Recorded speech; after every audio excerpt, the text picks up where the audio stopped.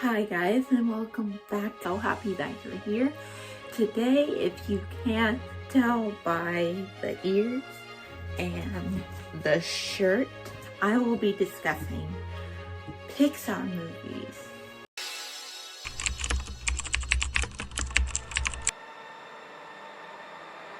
Yep, all of them. And I will give you guys an inside scoop on my favorite and least favorite Pixar movies. So yeah, if you guys would like to hear what I have to offer, and if you guys want to be a part of a conversation, just keep watching. Before we get started, disclaimer, these are my opinions and my opinions only, and just be nice in the comments to everyone, please. And also, I know Pixar has released a lot of Pixar shorts, but because of this, I will not be discussing any Pixar shorts. If you guys want, I will do a whole video on Pixar shorts and the history behind it and like categorize it.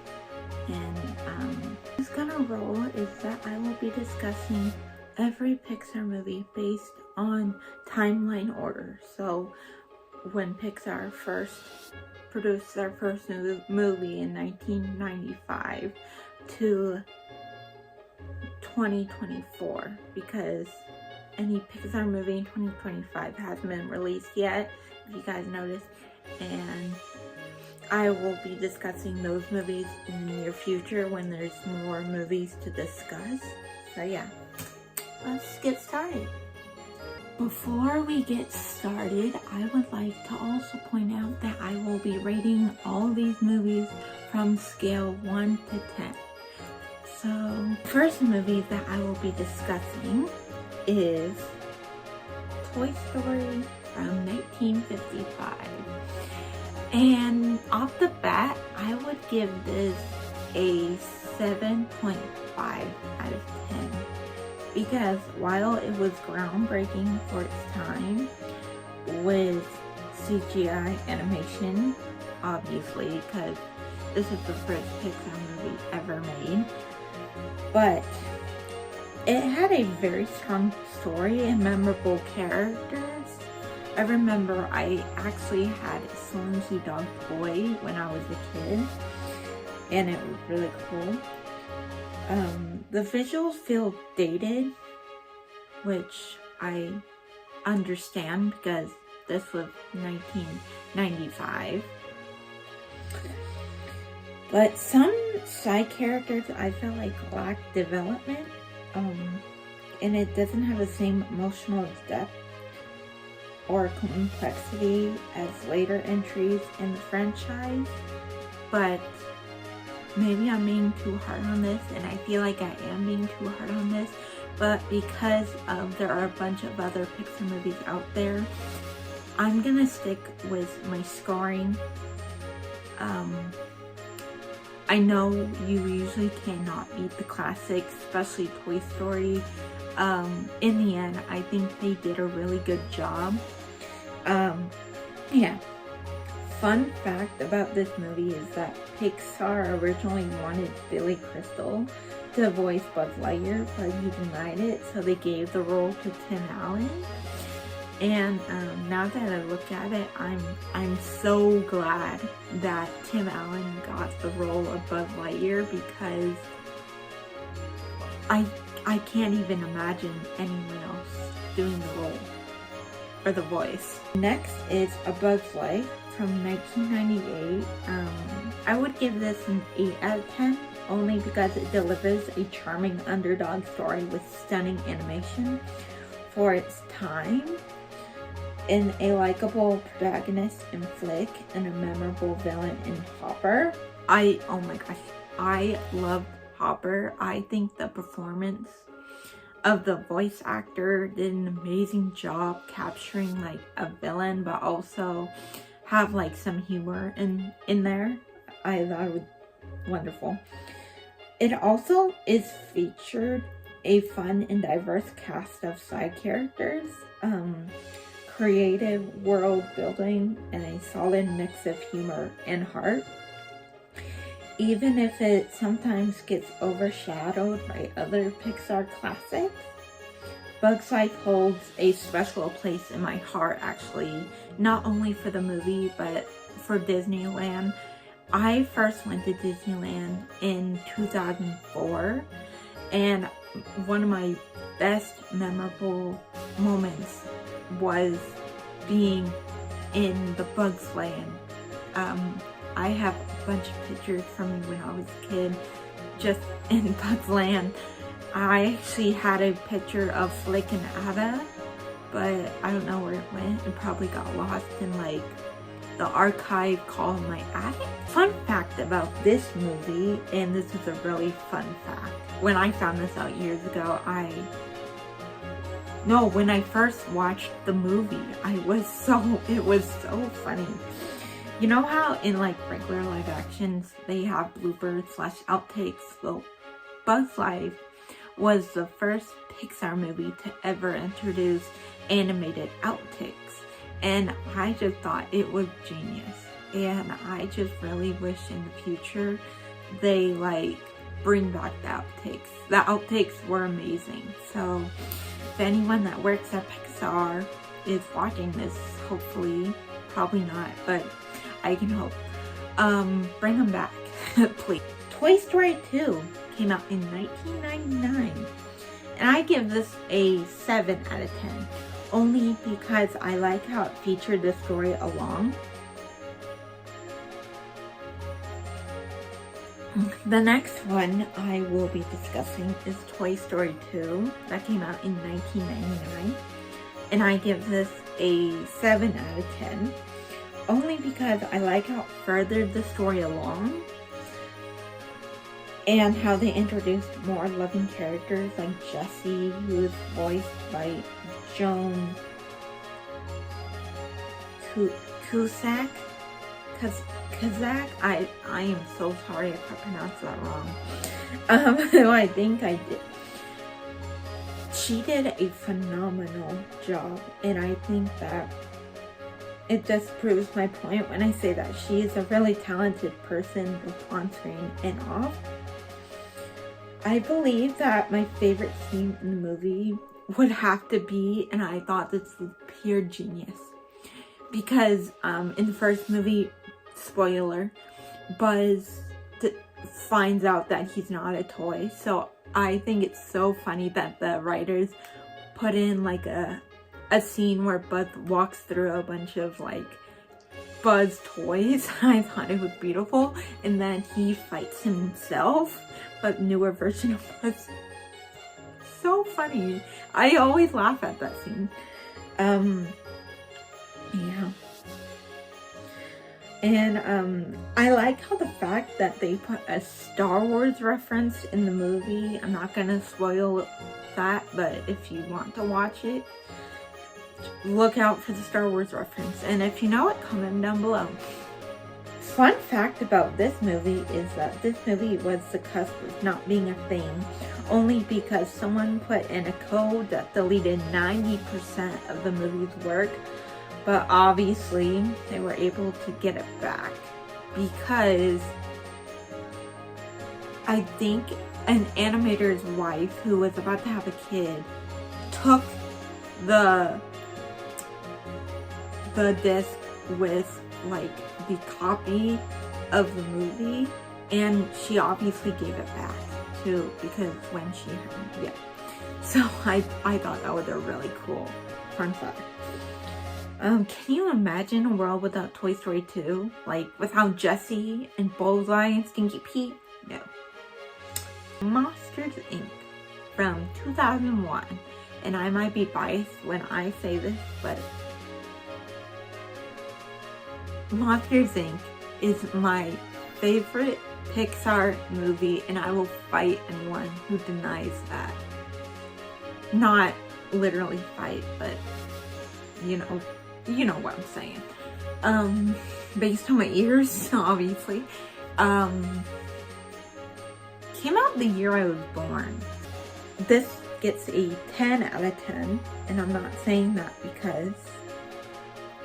but also because it delivers a perfect blend of art, humor, and creativity, featuring a unique and imaginative world and like the perspectives of what the monsters are thinking and what they go through, and how they believe that touching anything child related is toxic, is without a doubt a funny thing to me. And I think it was genius, because usually little kids are scared of monsters and we don't think that monsters are afraid of us. I think that was icing on the cake. It had lovable main characters as Sully, or James P. Sullivan for full name, Mike Wazowski, who is my favorite character in the movie, and is also, remember how I said in Toy Story Billy Crystal was supposed to voice Buzz Lightyear, but he denied? Well, he voiced Mike Wazowski, and to this day he still states that this is like one of his favorite animated roles that he's ever done. There's Boo. Oh my gosh, Boo. I've been told by so many people that I look like Boo. I don't know if it's the brown hair and the bangs, but I don't know. Comment down below if you think I look like Boo. I don't know. I actually dressed up as Boo once for Halloween, and yeah.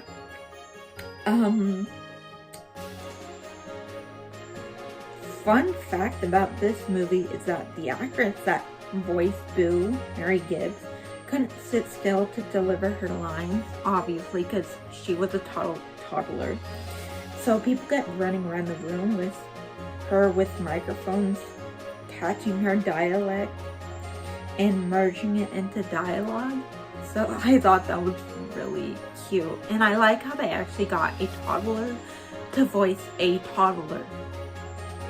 That just makes sense. But a lot of movies take like a really good voice actor and make it sound like it's a baby.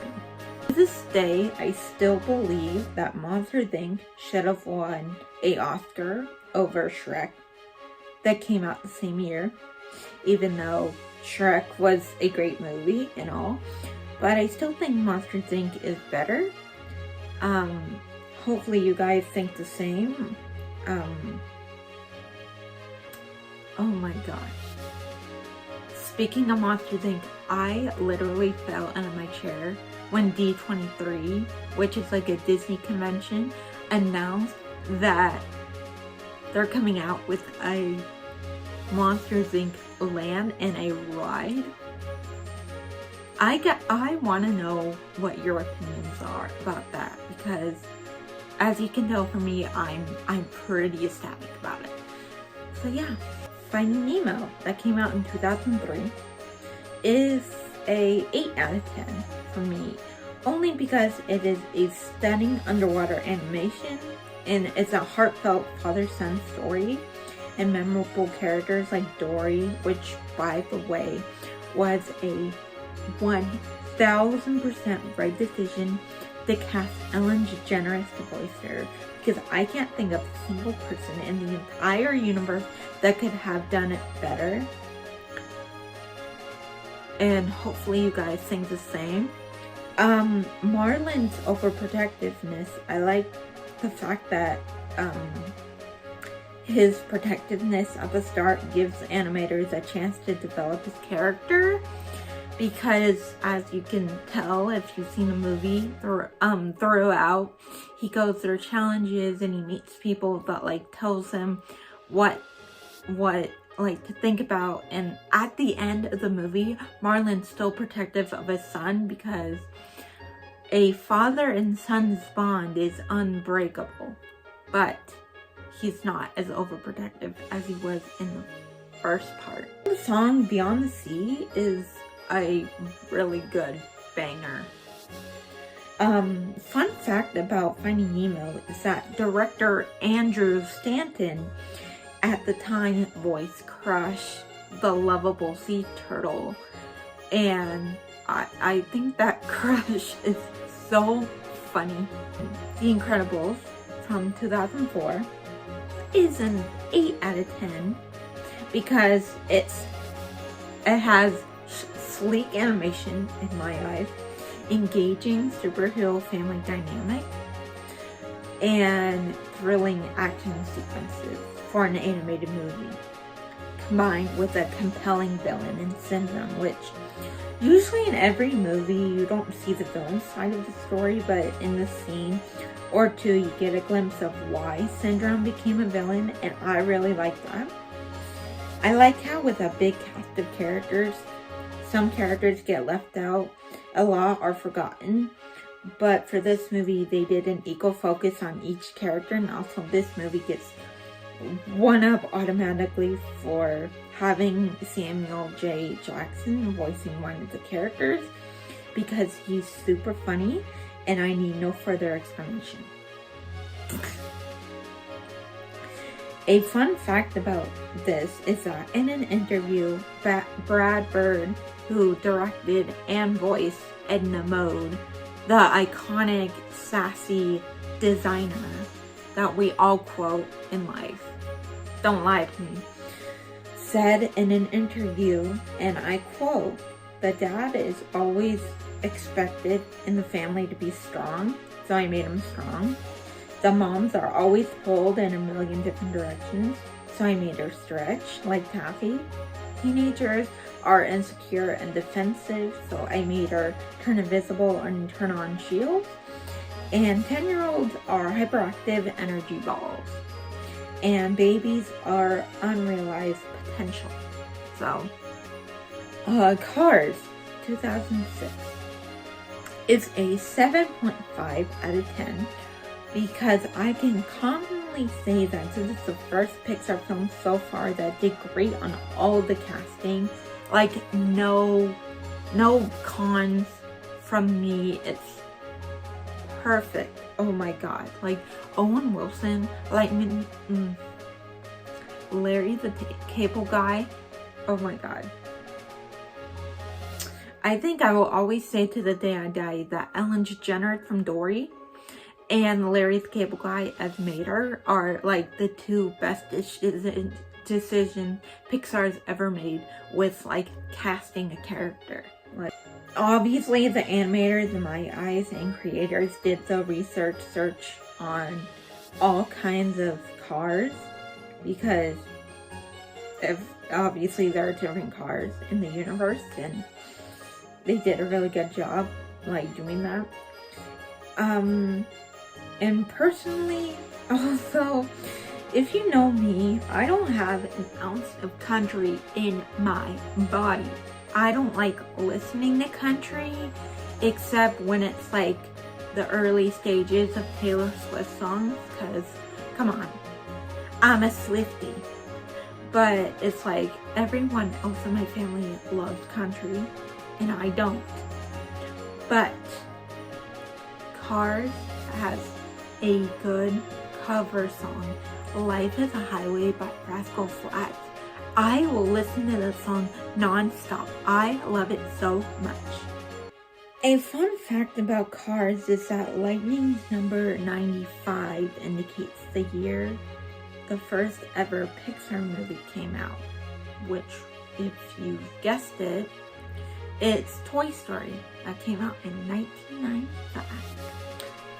Ratatouille 2007, I would give a 6 out of 10 because while it has beautiful scenery concepts and beautiful animation and a unique premise about a rat who can cook, which usually rats are frowned upon in a business and they will get you shut down for like unsanitary reasons. I hate to admit it, but the pacing in this film seems to be a little slow for my liking. And Linguini is somewhat a weak protagonist, and I feel like he's just there for laughs. But that does not mean I hate the movie.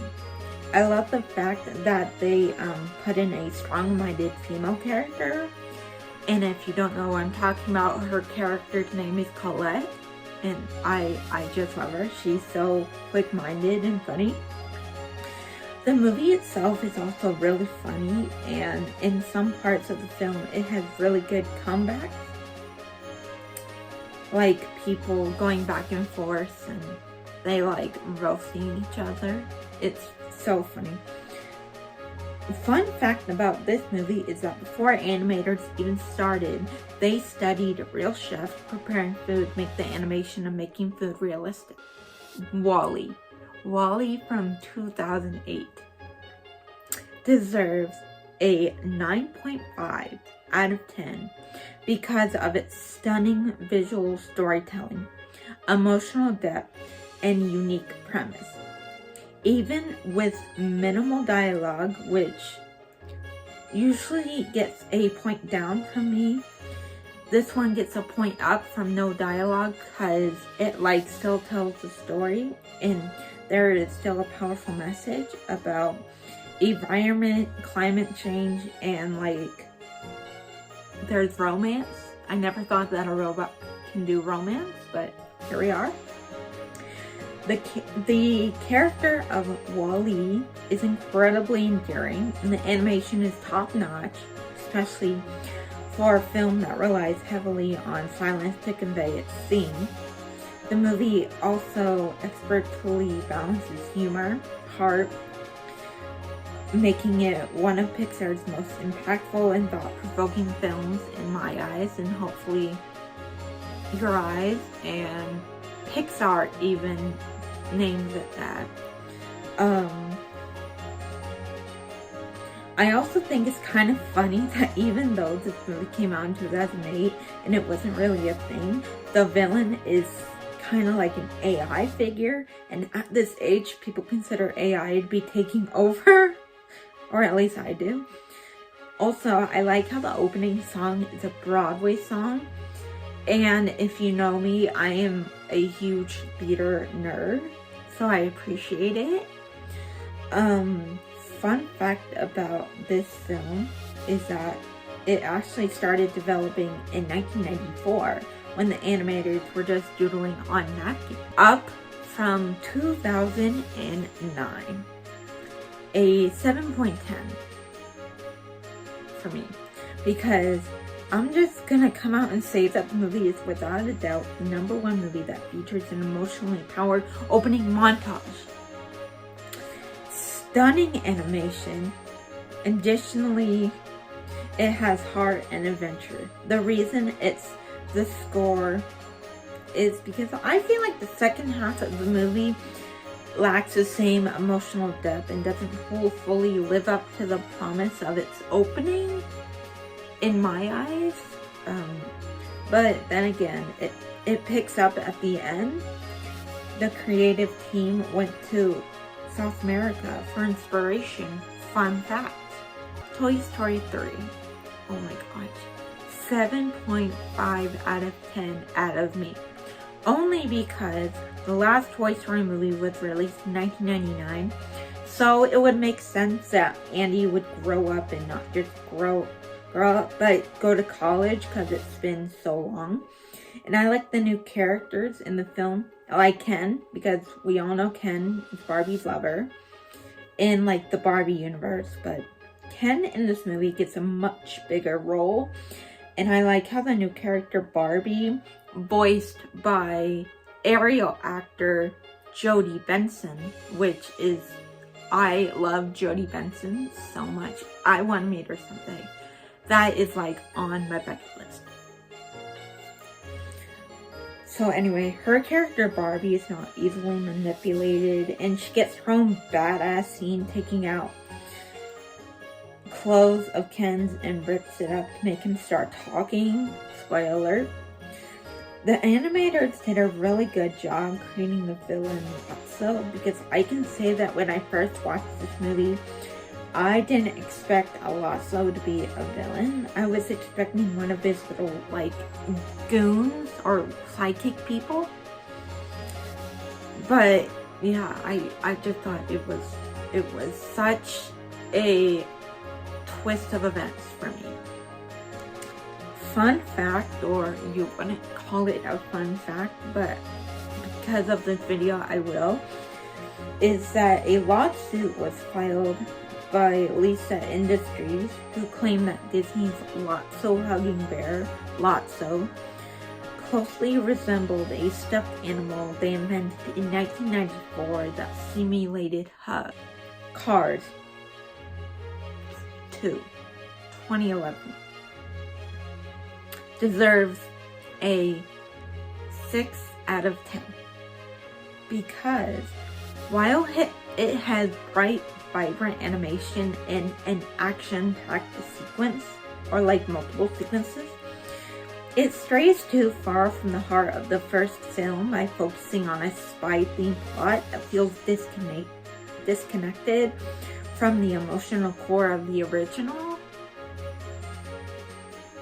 And I feel like they made I like how they made Mater the center of attention, because obviously Mater gives off sidekick vibes, but sometimes sidekicks deserve the spotlight, and Mater did not disappoint. Like, Pixar did not disappoint on that part. Yeah, I just feel like they strayed away from anything that they put in the first Cars, and they just made a completely different movie, but with the same characters. Fun fact is that the character Finn McMissile, the spy car, was originally conceived for an unused scene in the first Cars movie, where Lightning McQueen and Sally were on a date watching a spy movie featuring Finn McMissile. Brave 2012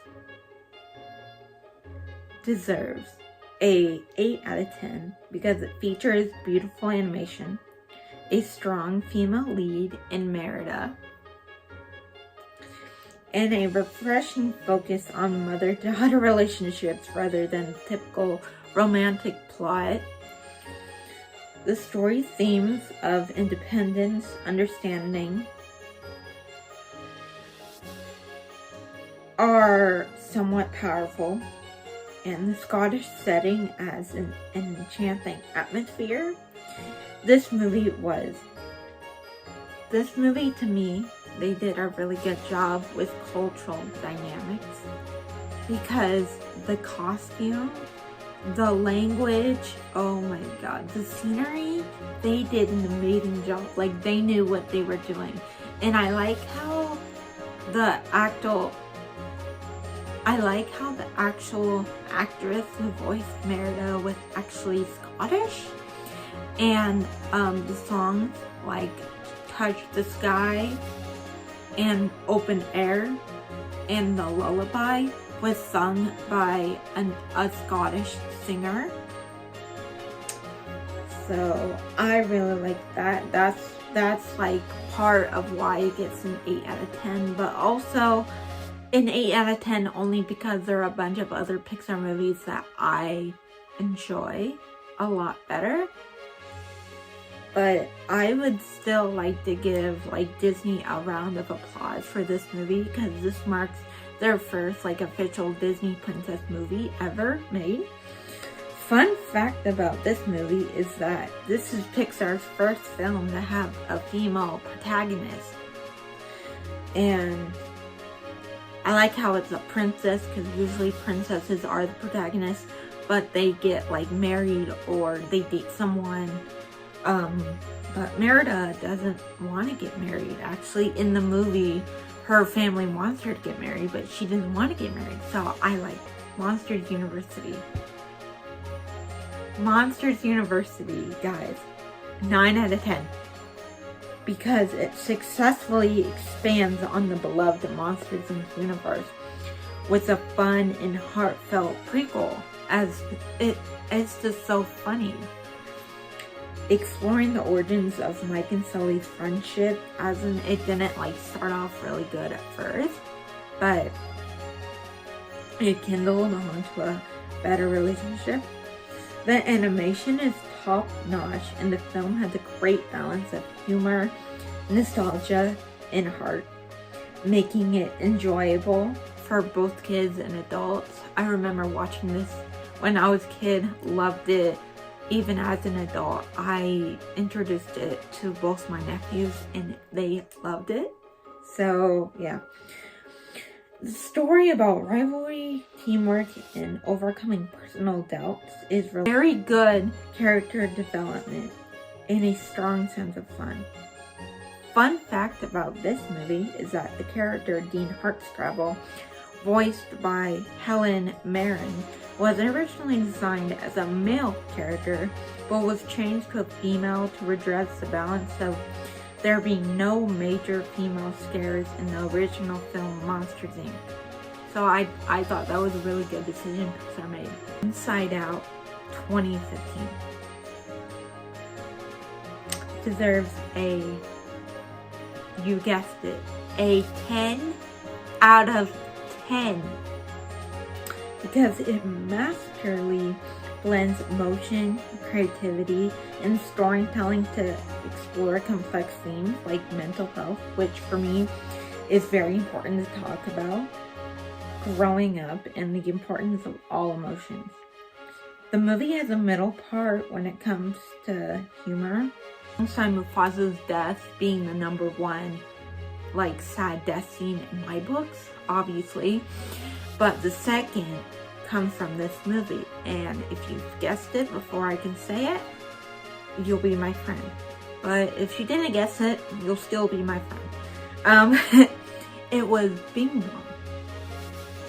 When I got introduced to Bing Bong, I fell in love.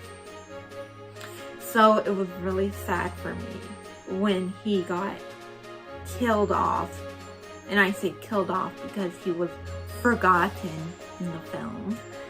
And what makes this scene so much sadder is that he sacrifices himself to save someone, to save Riley, which is the main character feeling all the emotions. So I don't want to spoil it because I recommend to all of you out there who are watching this to watch Inside Out 2.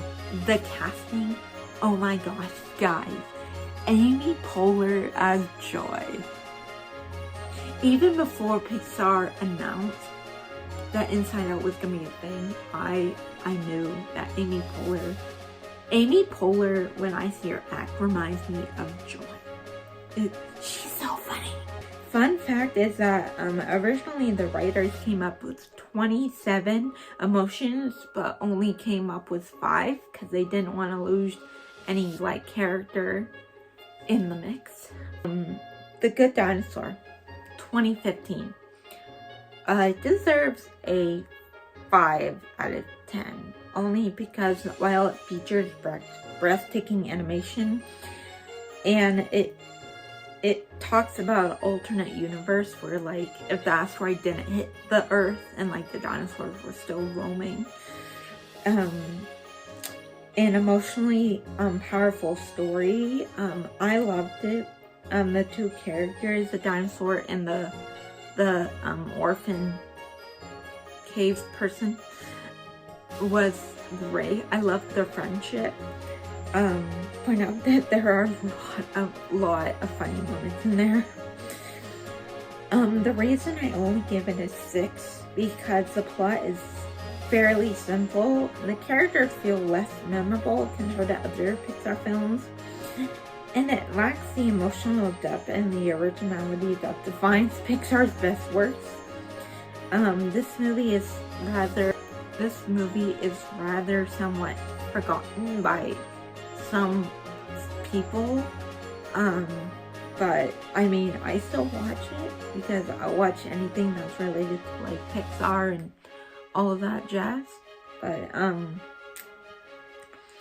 mean, it didn't leave a strong or an impact on other entries in this lineup or the story's lineup. It felt slow paced. I felt like the scenes I felt like the animators were just trying to get through it and get something out into the world, and I feel like if it took a little slower approach, each scene, I feel like it would have been higher in my books. A fun fact about this movie is that it was originally supposed to be titled, and I think this is so funny, I think they should have kept it, The Untitled Pixar Movie About Dinosaurs. That is the most funniest title I've ever heard in my life. And I'm Finding Dory. Finding Dory, guys. From 2016. Deserves a 9.5 out of 10 because it delivered a heartfelt and emotionally powerful story that deepens Dory's character, which in Finding Nemo, I was hoping that there would be like a deeper story of like Dory, because when we first meet her, she's like crashing the marlin and we don't know anything about this character at all. So I really like that. Exploring themes of identity, family, and perseverance. The animation is stunning with vibrant underwater visuals. The new characters. Hank the octopus is really funny. Add fresh energy to the adventure. The main message that I got during the film is that anyone can do anything, even with a mental disability. And I really like that. The film balances humor, action, and deep emotional moments exceptionally well, making it both entertaining and meaningful. The only reason it might not get a perfect 10 in my eyes is that it follows a similar structure to Finding Nemo, but it still stands out as my most, like, one of the most touching sequels. Fun fact about this movie is that one of the passengers that is named Carl that you see like towards the end of the movie, the voice behind him is Alexander Goyd, who was the original voice for Nemo in the 2003 movie. And obviously he didn't reprise his role as Nemo because he's like a 20-something-year-old. Cars 3, 2017 deserves a 9.5 out of 10. And you guys might not agree with me, I know for a fact, only because I've heard a lot of people on the internet say that Cars 3 is not really good and that but it brings the franchise back to its emotional roots with a heartfelt story about legacy, mentorship, and personal growth. I think that this is really funny because we don't see any glimpses of like Cars 2 in this. I just thought that Pixar knew that it was a flop, that they just completely forgot about it and they tried to forget that Toy Story 2. I like how Pixar like wanted to forget that Cars 2 ever existed.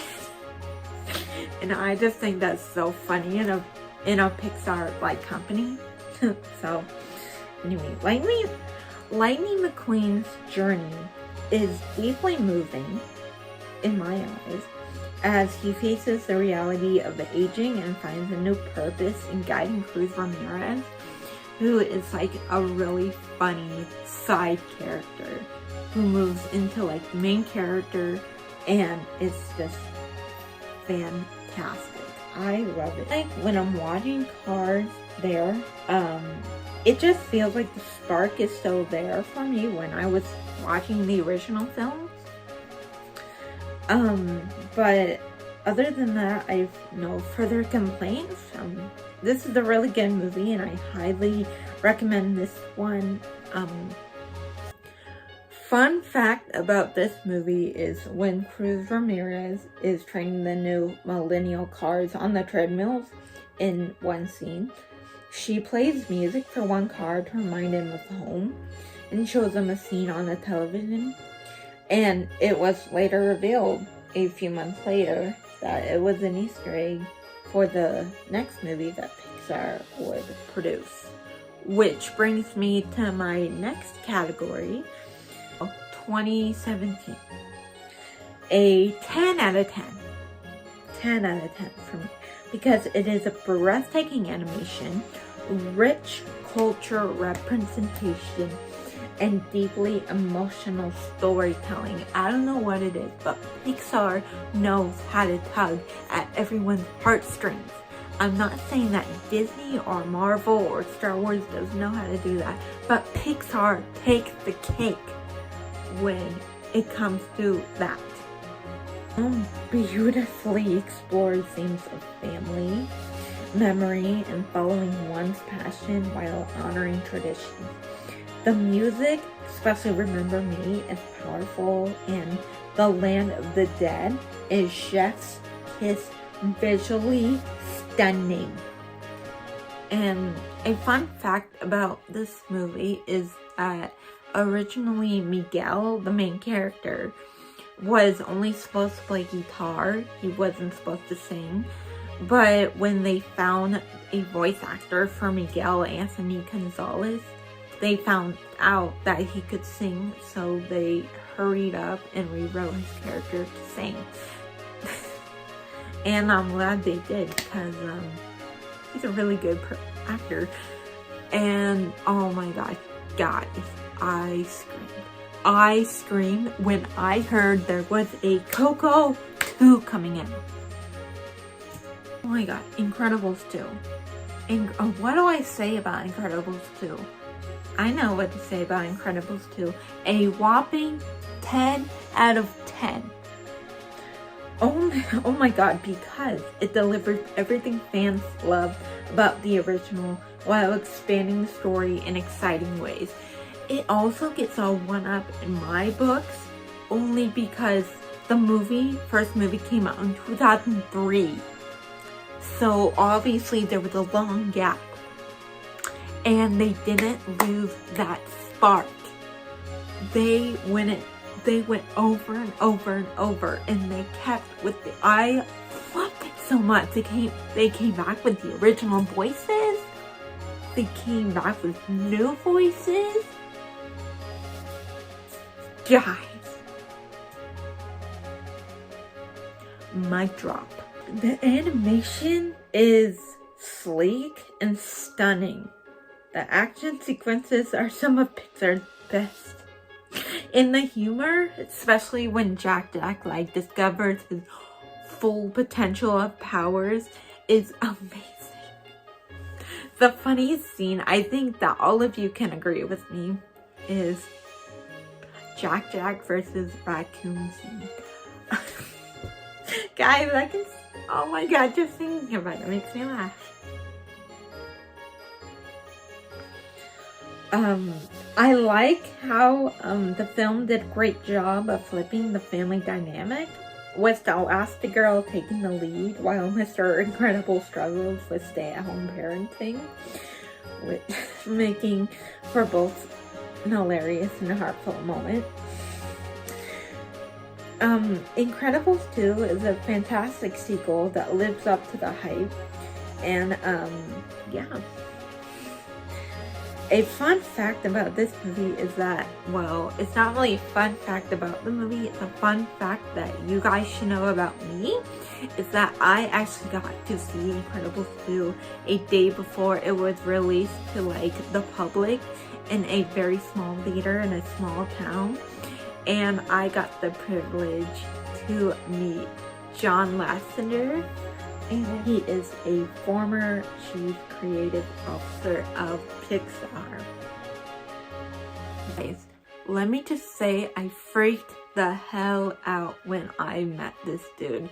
This dude has been creating movies for my childhood self to enjoy.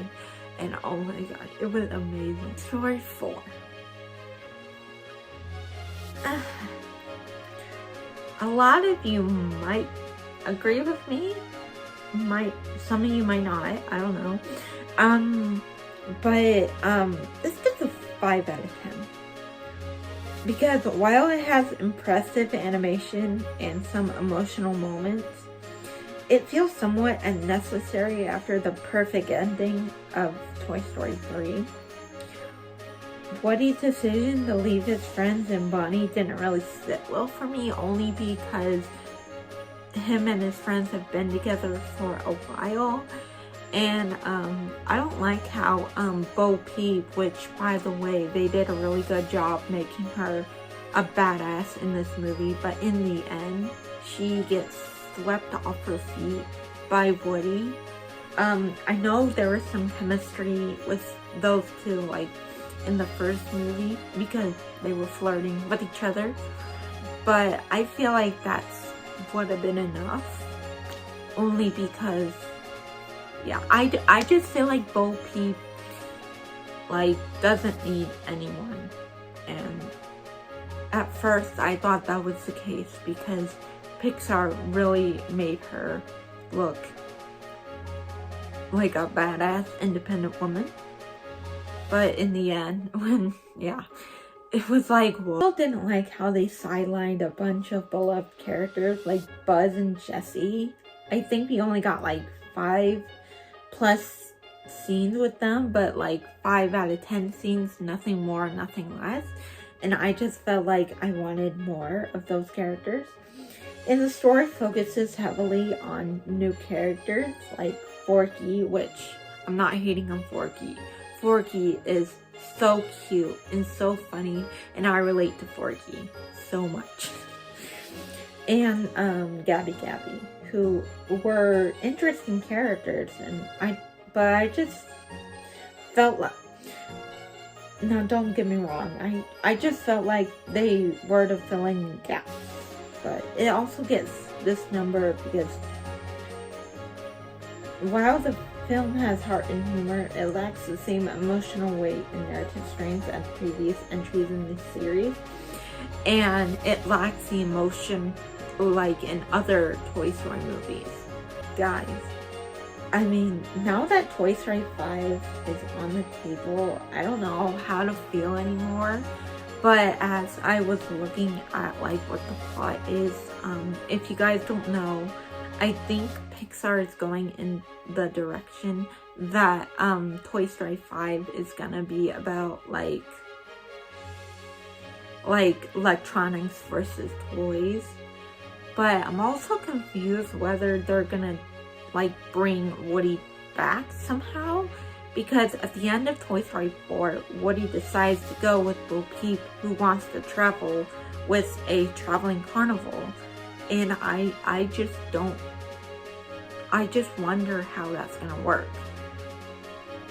But I don't know. Onward from 2020. Big fat 10 out of 10. Because it delivers emotionally powerful story about brotherhood, loss, and accepting what you have. The film's unique modern fantasy setting is creative and fun, and blending magic with everyday life is an engaging kind of movie, and I love it. I love how they added like nerdy games, as in like Dungeons and Dragons. Obviously, it's not called D&D because of licensing issues, but I like that. The relationship between Ian and Barley is deeply touching. Also touching on the fact that all siblings do not get along and they fight. So we got like some scenes where Ian and Barley fight, and I just thought it's so like top notch. And not to point out the fact that the actors playing Ian and Barley were Tom Holland and Chris Pratt. What? Like, oh my gosh. When I found out those two were gonna be voicing characters, and oh my god, I flipped the freak out. I might have a little crush on Tom Holland and Chris Pratt, so yeah.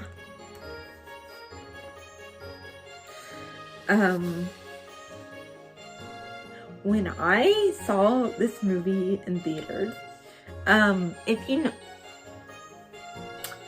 when I saw this movie in theaters, this was like the second before COVID like was a really big thing.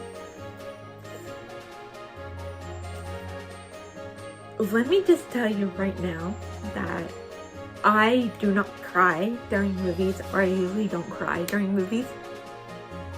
There's a scene in the movie where like the father who died before Ian was born, so Ian didn't get to see him. Oh my god, when the father came back, I cried, and not just a few tears, I was bawling my eyes out. Oh my gosh, I was super impressed with the movie, and oh my gosh, I loved it. Oh my god. A fun fact about this movie is that when Ian and Barley go to the restaurant Burger Shire, there is a sign that says now serving second breakfast. That is a little nod to the Lord of the Rings, which is also a fantasy movie. So, in 2020, deserves a 6.5 out of 10. Only because it had breathtaking animation and vibrant depiction of New York City that brings the story to life through jazz, which in my eyes is a lost music genre, and I just felt like Pixar did a really good job incorporating, they actually brought in jazz musicians to record songs. So I just really like how Pixar went in that direction. I mean, there was a unique and immersive atmosphere that enchants the emotional depth of the story. Joe Gardner, the main character's journey of self-discovery, delivers a thought-provoking message about purpose, passion, and finding joy in everyday moments. And they offer a refreshing and a mature perspective rarely seen in animated films, in my eyes. Oh, and this also gets a 1-up for me automatically because it had Tina Fey in it. And I love her work, and it also had Jamie Foxx, who is also a really talented actor. This movie scores kind of low because I feel like there was a lot of times pacing was slow. I'm not saying that this was a bad movie. I'm just saying that there are a lot more movies out there that I prefer to watch over Soul.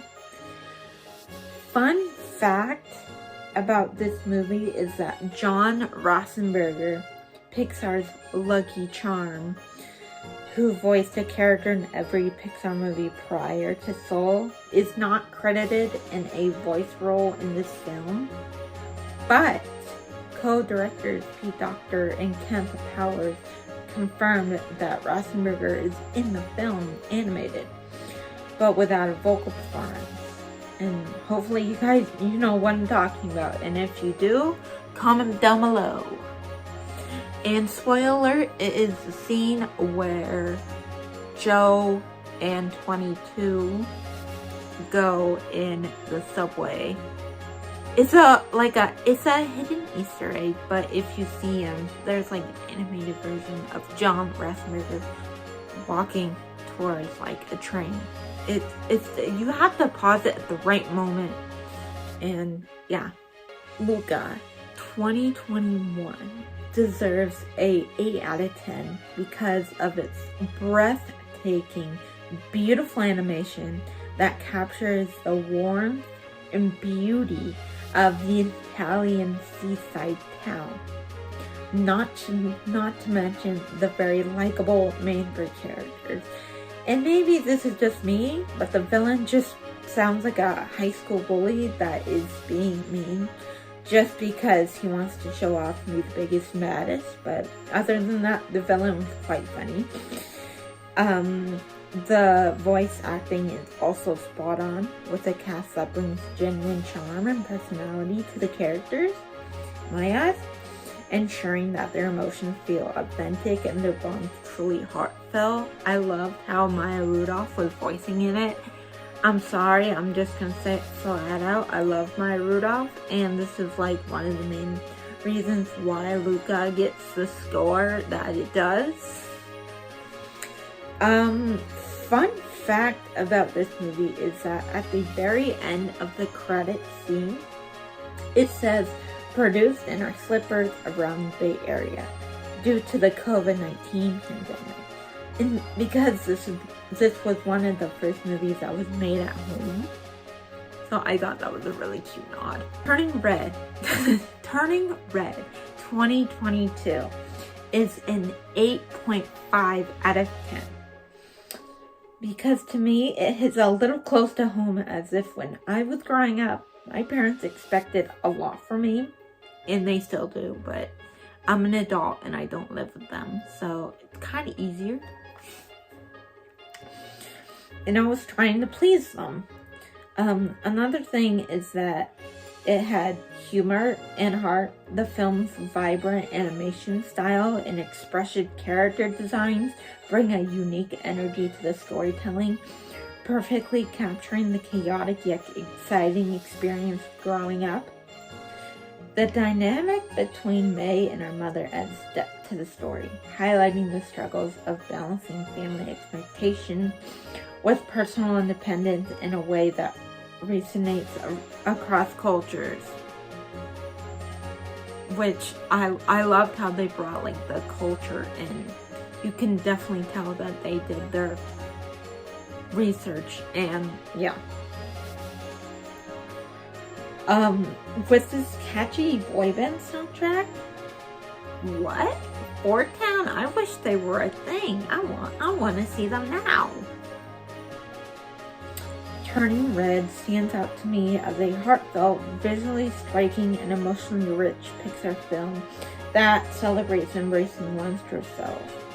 I mean, every time I watch Turning Red, I automatically get transported back to the 2000s because they did so well with like what the characters are wearing, what the characters say, the dance moves. It's just amazing. Fact about Turning Red, and I think this is a really sweet and cool fun fact, is that Turning Red was the very first Pixar movie that was directed alone by a female. Now, what to say about Lightyear from 2022? I'm gonna have to give it a 4 out of 10, which is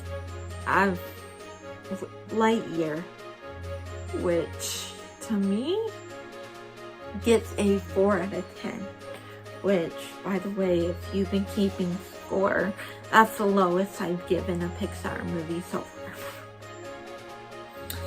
far. Because I'm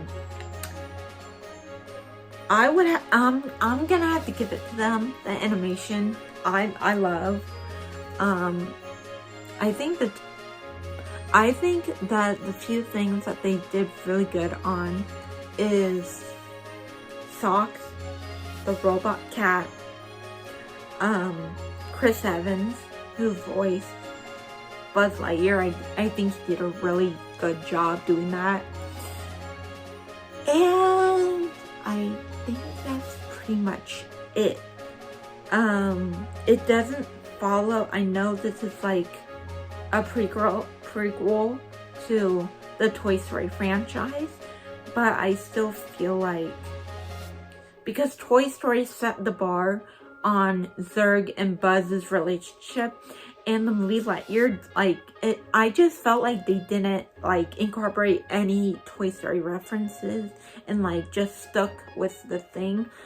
I would have to admit, when I was watching Lightyear, I noticed that there is dialogue that was obviously taken from the Toy Story movie, because that's his catchphrase.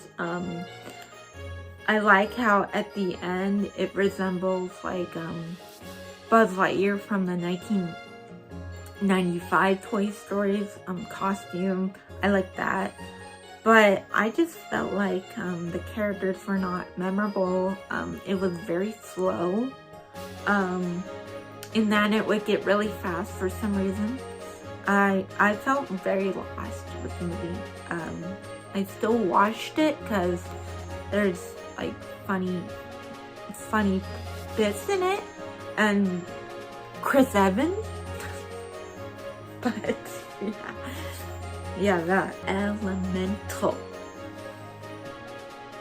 10 out of 10. Because it had breathtaking, emotionally charged It was a masterpiece. It was a masterpiece. I wish that's all I could say about it, because it was. But you guys deserve an explanation why I'd give it a 10 out of 10. I know a lot of people out there didn't like Elemental. I remember when it first came out in theaters, all my friends were saying, don't watch Elemental. It's like, I hate it so much. And I was like, because I like to give every movie like a chance to shine. So I watched it, and oh my god, I watched it I think 5 times in a row when it first came on Disney Plus. I loved it so much. Oh my god, the characters are memorable. It's, oh my god. Oh my god. I just loved it so much. Like, I know that's not a really good explanation, but it was really good. The moment that I saw Element City, I was immersed. Oh my god, it was fantastic. I think they did really well with the lighting, and how I like how they incorporated like issues that we have, like immigration, prejudice. It's just, the film seamlessly blends humor, heartfelt emotion, and relatable and deeply moving Pixar.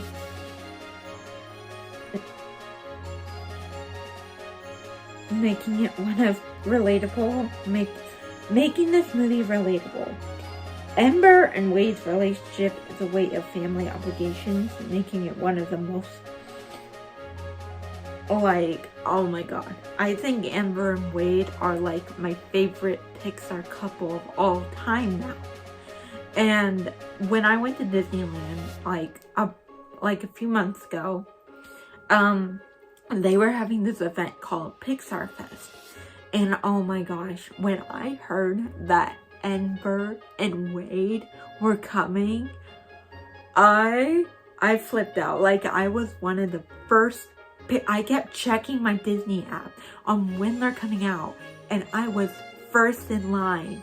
Actually, here is a picture of me with Ember and Wade. It was a magical moment for me, and I think I was the most excited one there. They're with me and like parents with little kids, and I was the most excited. I don't know what that says about me, but I was excited. Oh my god, do not miss this. Do you hear me? Do you understand what is coming out of my mouth? Do not miss this movie for the life of you. Like, you can trust me when I say this is a very good movie. Fantastic. The fact about this movie is that it took them 7 years to be made, because it was originally like processed in people's minds during COVID. So obviously they couldn't do a lot because they couldn't work together.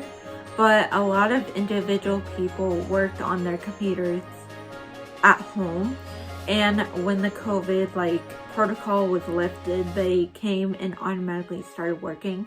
And oh my god, they did not disappoint. Like, they did really well. I don't know if it's because it took them 7 years to make it, but oh my gosh. I can go on and on and on about why you should like Elemental, but I'm not because of time. Inside Out 2 from 2024 is 100% 10 out of 10. Because it takes everything that made the original so groundbreaking and it elevated it with a deeper emotional response and brilliant storytelling, and an expanded universe that explores the complexity growing up in a way that feels both fresh and relatable. Like, honestly, I felt like a lot of scenes in the movie felt related to me because, as you know, I'm 20. How old am I? Oh, right. I am 23, turning 24 this year. So I was like a teenager way back in the day. So I understood like most of this. So yeah. I really like how they took some thought into what the term anxiety really is and explained it in the movie. The film seamlessly balances humor and heart, developing into new emotional territories, even with more complex characters, while also building on a foundation of the original's emotional landscapes, creating a rich, multicolored narrative. If you thought that Inside Out had amazing color, wait until you see Inside Out 2. It was phenomenal. Oh my god. Complaints. No, actually, no, I lied. When I heard that the original voices of Disgust and Fear weren't coming back, I felt sad because I just felt like I loved the voice actors even before Inside Out, but I also feel like the replacement voices were really spot on and they were really funny and they didn't lose that like charm the emotions had in the first film. And oh my gosh, guys, Maya Hawke as Anxiety, oh my, I don't know what it is. I'm not saying she's a very anxious person, but I'm saying she brought the character to life. I know I say that about pretty much every character, but this one is true. She did so well. So yeah. Fact about this movie is that they actually brought in teenage girls from age 18. Fun fact about this movie is that they actually brought in teenage girls from ages 13 to 18 to come in and criticize their work, as in like, because they wanted a perspective, and a lot of the creators are obviously not teenagers. So, and this movie is about growing up and feeling emotions, because Riley at the start of the movie is 13. So I just thought it was really funny that they brought in like unexperienced. Hello, my Disney besties. Editing fairy godmother here to tell you that I completely disregarded the fact that we are in 2025 and the latest Pixar movie that came out this year, Elio, I did not react or comment on it at all. So I apologize. And here it is right now. So Elio is about this like futuristic like galaxy inspired movie, and the main character is, as you can tell, a little boy named Elio who in the movies lost his parents when he was just a little kid, and he was taken in by his aunt. And he grew up with his aunt. Obviously, he's now 12 years old. This in the like third half of the movie, and he's really obsessed with like aliens and trying to find his place in the world, which I can see. I immediately saw what Pixar wanted the story to be, and I thought it was so cute. And the characters, I loved all the characters, especially the major ones like Grygon, Glorden. Oh my god, they were so funny. It was just really sweet. Pixar knows how to pull on everyone's heartstrings, definitely. Let me just say the movie Elio, it was pushed back. So like I said, 2025, it just came out in 2025. It was supposed to come out June, I believe June 1st in 2024, but it got pushed back because of the Hollywood strike. And because of that, I think it lost a lot of its like potential fans because they didn't release a lot of promo videos or trailers. And honestly, I thought that Elio was another canceled Pixar movie and it was just gonna be left in the non-seeable archives, I guess. But I saw it. This one I did skip out on theaters. I'm sorry to admit it, but I did. I watched it as soon as it came on Disney Plus though. I thought it was really cute. Like I said, the characters were amazing. Oh my god, the effects, the lighting, how they depicted outer space. It was beautiful. It wasn't as beautiful as like all the other movies like they did in Coco. That's gonna be like my #1 best visual like of like art effect favorite movie, if that makes sense. But it had a good message. It had a lot of funny scenes in it. I just felt like some gaps in the movie were a bit slow, and some were like too fast. I just felt bored sometimes. Yeah, I just felt really bored, and the climax of the movie was when they were in outer space dodging meteorites, and I felt like they could have done so much better with the climax. But yeah, the script part I felt was really strong. I just felt like they needed to add more like pictures and stuff. And I know it was delayed, so they wanted to get it out there pretty soon, but my opinion, since it got held back by the Hollywood strike, like what can you do with a strike? I felt like they could have released it in 2026 and they could have made it more better, like had more time with it and stuff. So because of that, I would have to give this one a 5.5 out of 10.